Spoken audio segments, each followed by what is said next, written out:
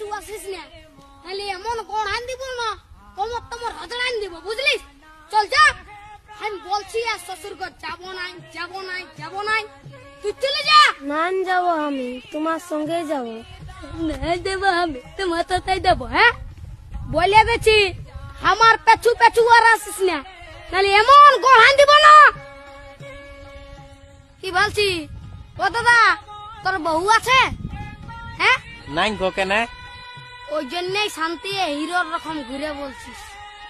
আমাকে দেখ, আমার আলোক কিটিয়া পেছনে পেছনে, আমার পেছনে পেছনে আসছে, বুঝলি? দেখ তো কোথায় যাবে বউটা? তোর পেছনে পেছনে যাবে নাহলে কি আমার পেছনে আসবে? এই,